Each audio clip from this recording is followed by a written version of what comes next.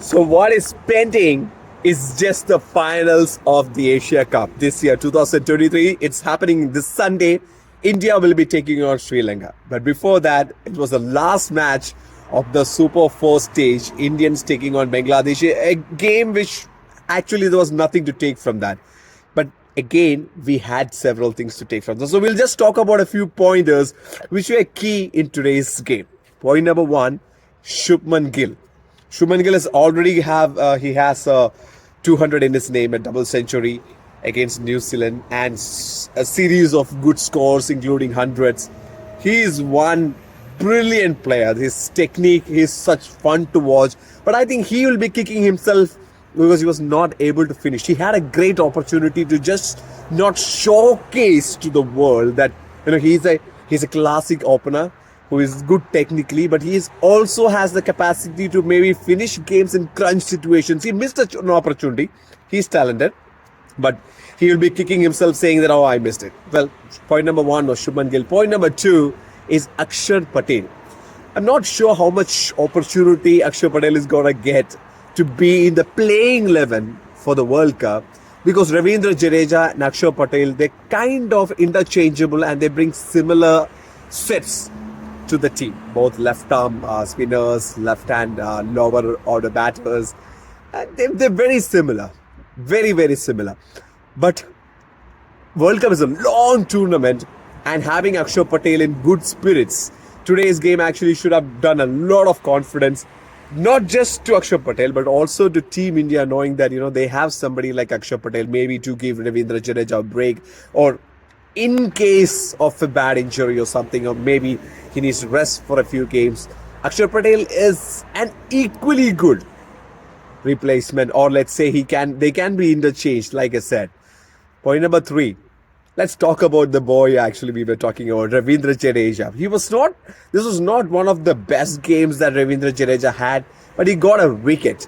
And that wicket actually was his 200th ODI wicket, which means he joins Kapil Dev, the legendary Kapil Dev, as the only other Indian who has 2000 ODI runs and 200 wickets in his kitty, which is a nice number to have. I mean, that to be in Kapil Dev's company, it's not a bad thing at all.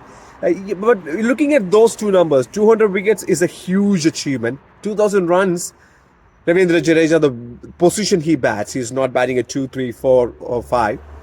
So maybe he doesn't get that many chances or that much time to actually, but he's a batter who is more than capable or should be scoring more runs.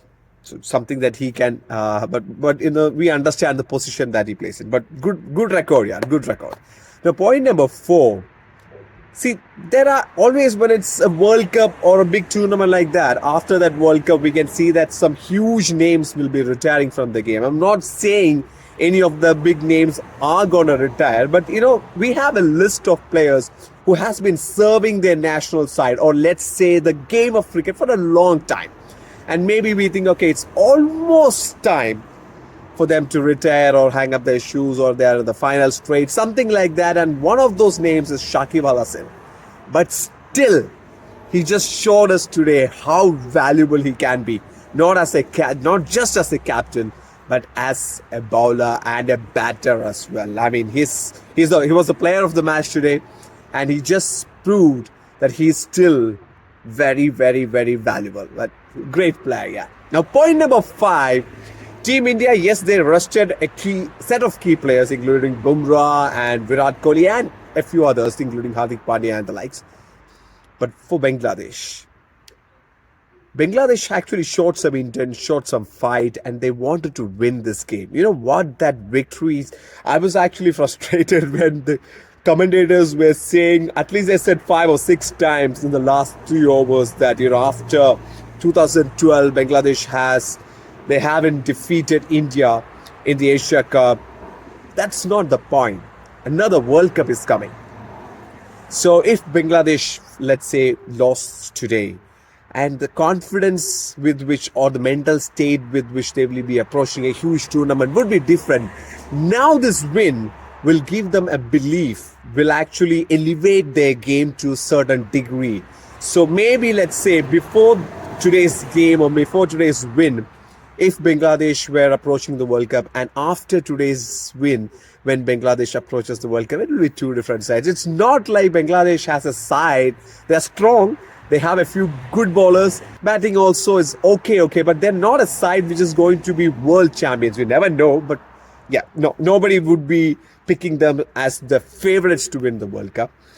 But Bangladesh now becomes a little more dangerous. They will be coming out with more fire, and they will be definitely going around dishing out some upsets in this World Cup for sure. So the Bangladesh side is the fifth takeaway from this match, because after the win they will be in a state of mind where they have more belief and their abilities will be lightened up. They will be highlighted. They will be elevated. They will be a much stronger side in a better mental state approaching this World Cup. So those were my 5 takes from this India versus Bangladesh match, which was the last of the Super 4 stage matches.